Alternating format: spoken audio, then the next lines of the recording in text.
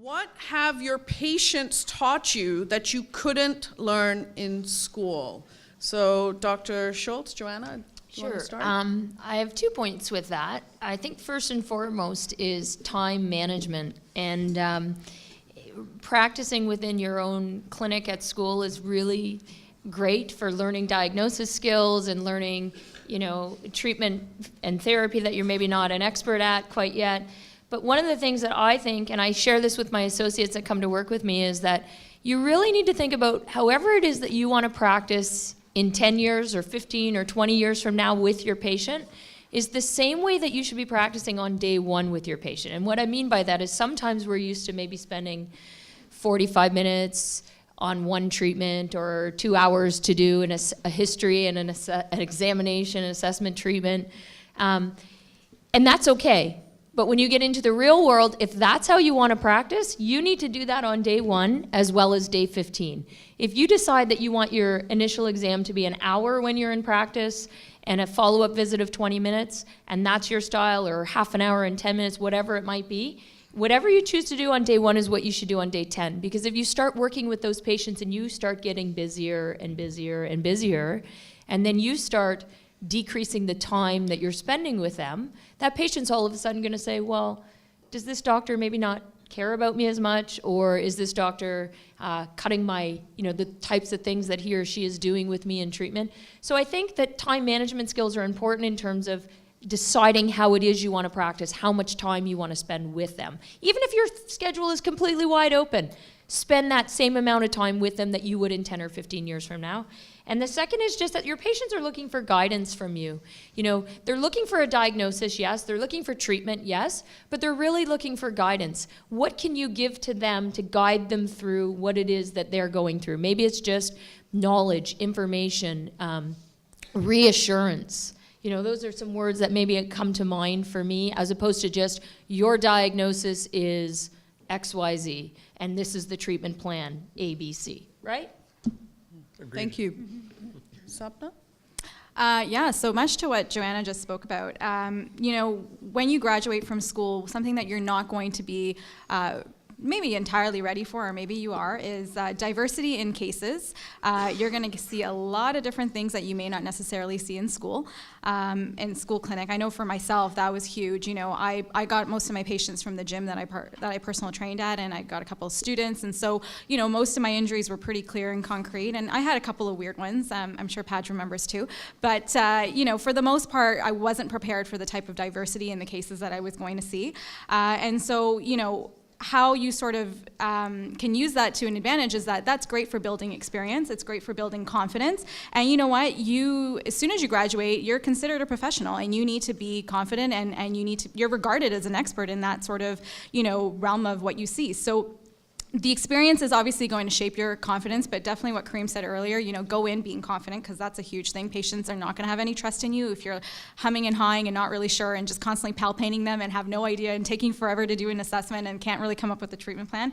But my point with that is that, it develops a very, very strong skill set. And over time, for me, I actually started off with, getting a lot of that wide variety from a very early stage in my career. And it actually worked to my advantage, because with time, I started to get more and more referrals from MDs, and now I have this reputation.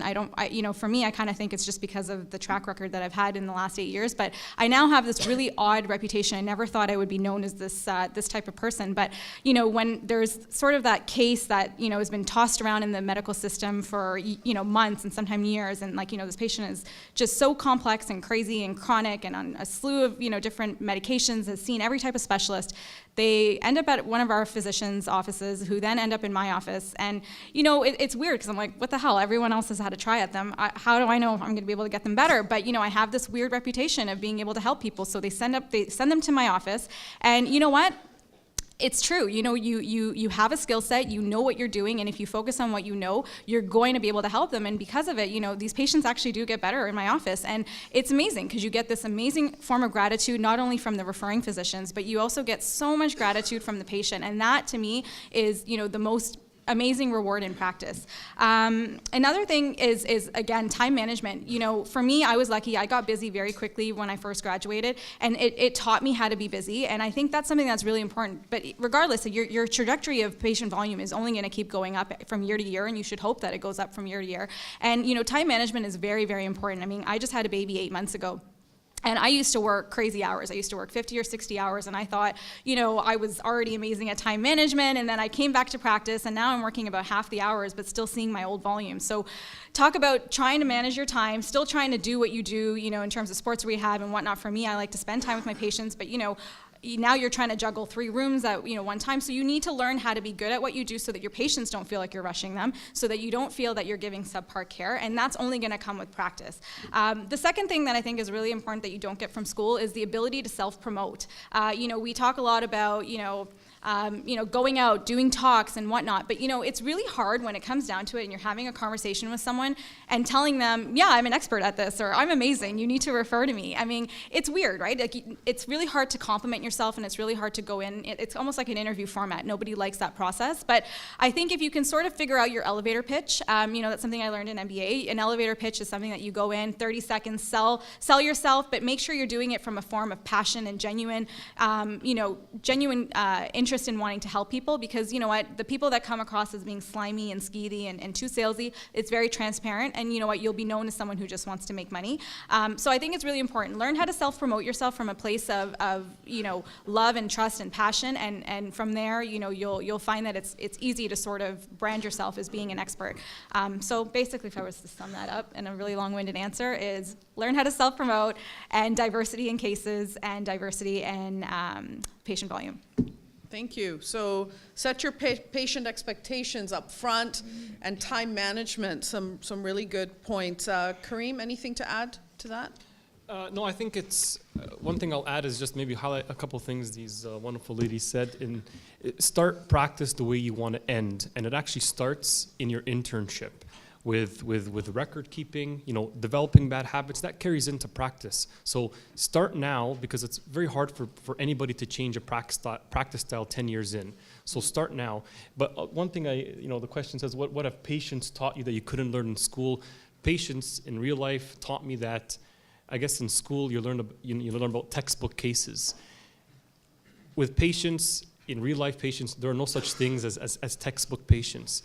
There are so many things that go into a patient's symptomatology and what treatments you're going to provide, their past experience, what they know, their genetics, there's so many options. So try and look at that. If I can give you a tip when you're in your seeing patients now, don't look at just the diagnosis or the textbook answers or textbook management guidelines. Look at the overall picture, because that's probably one of the only ways you might actually truly be able to help that patient. Thank you. That segues great into our next question, actually. How do you describe patient-centered care? Sapna? So I think, you know, we've all started already talking about it, but I like to give things in lists. So if I was to sum up patient-centered care, I would say for me it's a combination of 4 things. One would be know your fundamentals first. So make sure your skill set backs up what you can offer. So that's very important, because again, you know, we're in school, you have limited, you know, experience. I think, you know, we have to see like 350 patients or something like that. But, you know, it sounds like a lot, but in the real world, that's still not enough experience to really hone in on your experience and become good at what you do. So refine your skill set. If you don't feel strong and confident in something that you're currently doing, you need to make sure you don't have to necessarily leave being amazing at it, but make sure you're taking the time throughout your continuing education to get good at what you do, because ultimately that's going to reflect on your patients.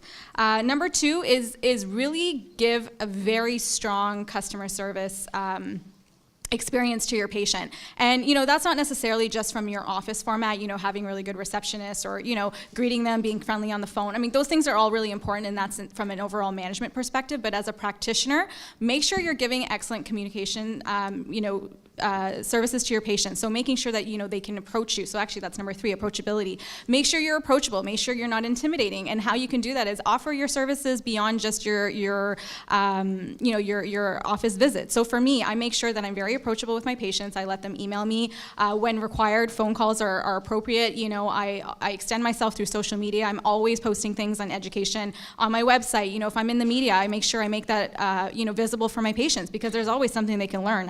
How many times do I have patients in practice asking me about kinesio tape? And I'm like, well, actually, I just did a radio post on it. Why don't you, learn a bit more about it? And it's great for them because they see that I'm actually able to educate them, not only in my office, but they have this whole, resource outside of my office that's connected with their visit when they come in.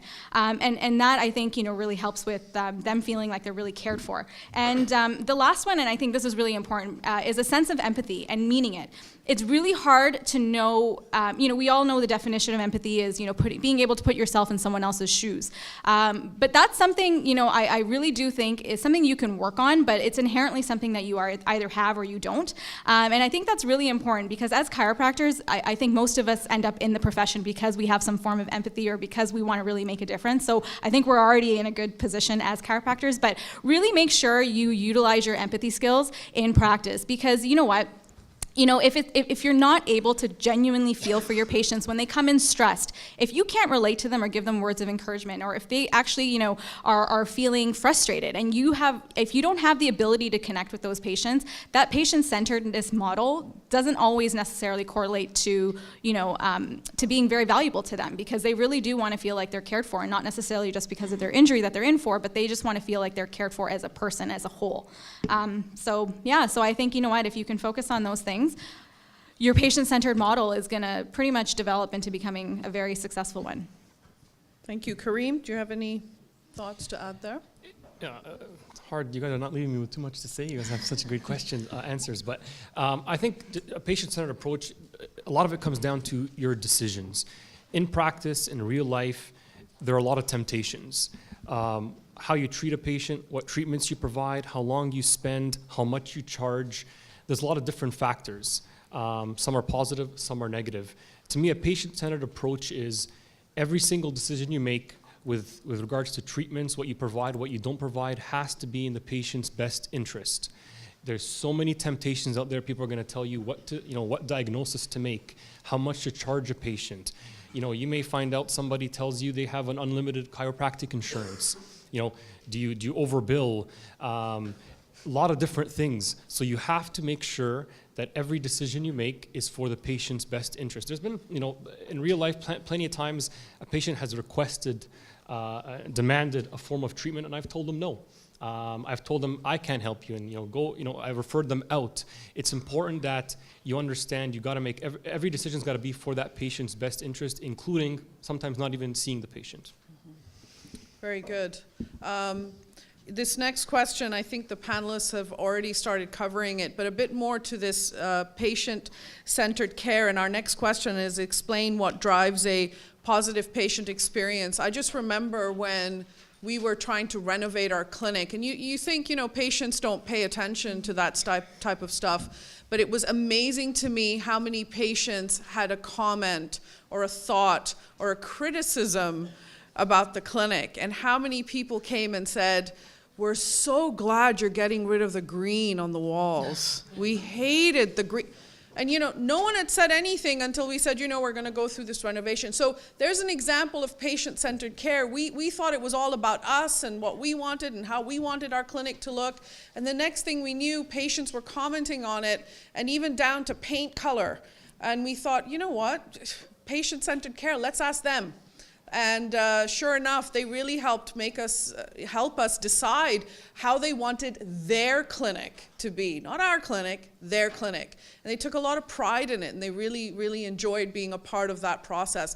And it's just not something that we even thought about. And sometimes patient-centered care is not about you and what you think. It's about what your patients think. So I thought there were some really great comments from our panelists there. And a lot of you guys have already commented on what drives a positive patient experience. Joanna, do you have anything to add to that? Just in terms of the patients, being able to provide the patient with the tools to help themselves.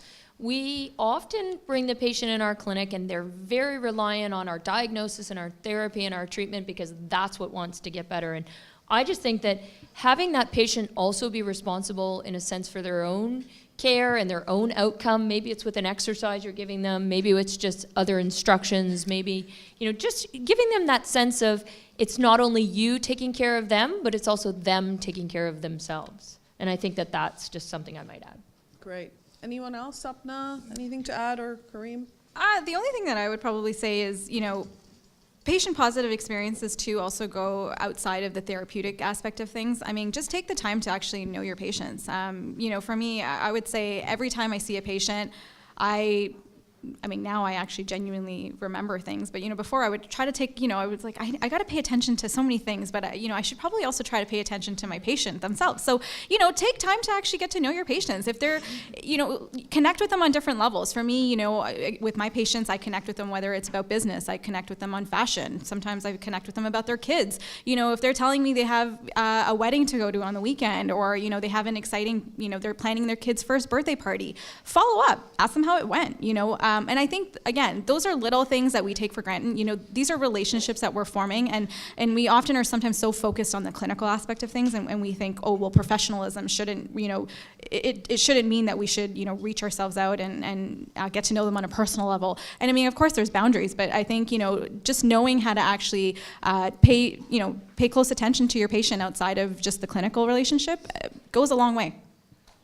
Kareem, anything else? A great point, Sapna. One thing I'll add in terms of, you touched on a good point in terms of the relationship. There's a doctor-patient relationship in that room often, and it's very, commonly missed that you forget about the relationship aspect of that visit. You're worried about the diagnosis, your time, your notes, your treatments, etc. You actually forget about the relationship. But with that, it's really important that, and I think a lot of chiropractors, especially sometimes younger chiropractors, they have a difficult time communicating with patients. You guys are going to be hopefully amazing health educators, health promoters. I know that in clinic, you gotta present to your clinician. You gotta use some chiropractic lingo. You gotta make yourself be able to answer questions. But when you get to talking to a patient, you gotta make sure that you are able to explain things relatively clearly.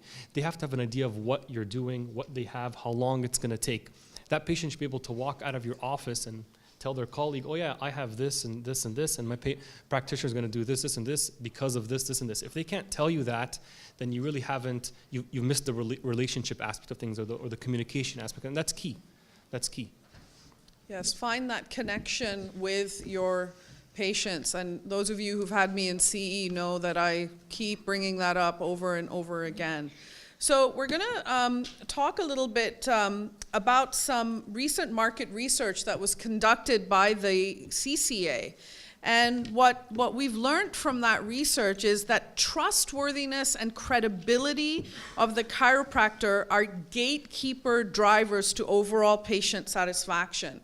And those of you who've heard me speak many times, I talk about that, the credibility of our profession out in the field. How do we increase credibility? How do we increase trustworthiness? And what they found and what drives a good patient experience is patients need to be left with a strong impression of the diagnosis and treatment plans, and that they're tailored to their issues and their goals, the patient's goals. So focus on what the patient will get out of the treatment. Also, be prepared to repeatedly explain the treatment. Patients appreciate a step-by-step explanation of what the treatment is going to do and how that relates to the ultimate goal of care.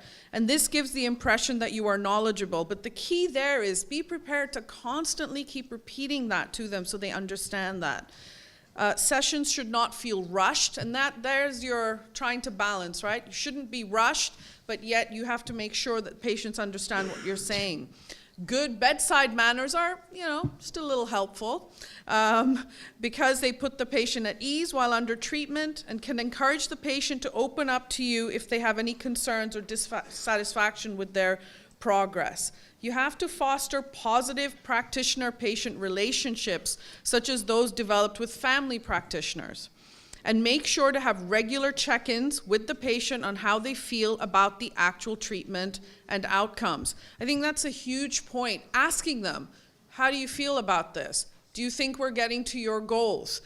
Is there anything else I can do for you? Okay? Just constantly checking in. Positive word of mouth drives patients to chiropractic care. The more positive word of mouth, the more patients. Some of our panelists have also mentioned the word of mouth being great referral sources. Recommendations on chiropractors from friends, family, and coworkers were prevalent and based on positive outcomes experienced by these individuals. So that, I think, is key. I know for myself, having been in practice for almost 16 years now, 17 years, for me, word of mouth has consistently been the best referral source till today.